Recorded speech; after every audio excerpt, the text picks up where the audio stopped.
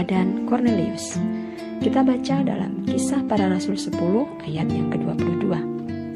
Kornelius seorang perwira yang tulus hati dan takut akan Allah dan yang terkenal baik di antara seluruh bangsa Yahudi. Sahabat, kalau kita mendengar kata pejabat, maka yang ada dalam pikiran kita adalah orang yang sangat terpandang dan disegani semua orang. Di mana-mana akan mendapatkan pelayanan yang VIP. Namun ternyata tidak sedikit orang berpendapat juga bahwa pejabat identik dengan orang yang hanya mau menang sendiri. Katanya pelayan masyarakat, tapi pada kenyataannya selalu ingin dilayani oleh masyarakat. Gampang sekali menyalahgunakan wewenang, dengan korupsi misalnya, atau dengan suap. Namun berbeda dengan Kornelius, ia menjadi kesaksian bagi orang lain. Sahabat terkasih, melalui kehidupan kita yang menjadi berkat bagi orang lain, tentu nama Tuhan yang dipermuliakan. Alkitab menyatakan di dalam Kisah Rasul 10 ayat yang kedua, ia, yaitu Kornelius, saleh. Ia serta seisi rumahnya takut akan Allah, dan ia memberi banyak sedekah kepada umat Yahudi dan senantiasa berdoa kepada Allah. Sahabat, tidak hanya saleh dan takut akan Tuhan, ternyata Kornelius juga seorang yang murah hati, suka menolong dan memberikan banyak sedekah kepada orang lain. Kornelius juga tekun berdoa kepada Allah, bukan hanya waktu-waktu tertentu saja, tetapi setiap saat. Kornelius juga seorang yang tulus hatinya.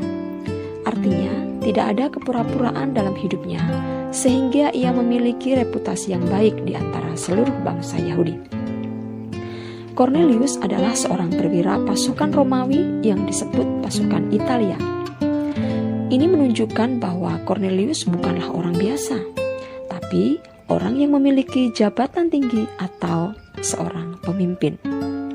Namun, ia menjabat sebagai pemimpin yang mengayomi masyarakat, memiliki hati untuk rakyatnya, dan takut akan Tuhan. Sahabat, inilah yang membedakan dengan kebanyakan pejabat atau pemimpin zaman sekarang yang cenderung mementingkan golongannya atau diri sendiri. Sesungguhnya Kornelius berasal dari bangsa kafir, tetapi karena menyadari tanggung jawabnya sebagai pemimpin yang tidak mudah, ia pun sadar bahwa ia sangat membutuhkan campur tangan kuasa Tuhan. Kisah Para Rasul ini mencatat bahwa Kornelius merupakan orang non-Yahudi pertama yang menjadi orang Kristen atau pengikut Kristus. Sahabat terkasih, banyak pelajaran berharga yang kita dapatkan dari kehidupan Kornelius ini. Di antaranya, punya jabatan tak membuatnya sombong. Orang yang memiliki kedudukan tinggi biasanya mudah sekali takabur, berlaku sombong dan memandang rendah orang lain. Kita perhatikan di dalam Alkitab, yaitu di Yesaya 2 ayat yang ke-11. Manusia yang sombong akan direndahkan, dan orang yang angkuh akan ditundukkan. Sahabat, meski berpangkat, Kornelius tetaplah orang yang rendah hati. Di dalam Amsal, pasal yang ketiga ayat yang ke-34 ditulis demikian, kerendahan hati mendahului kehormatan.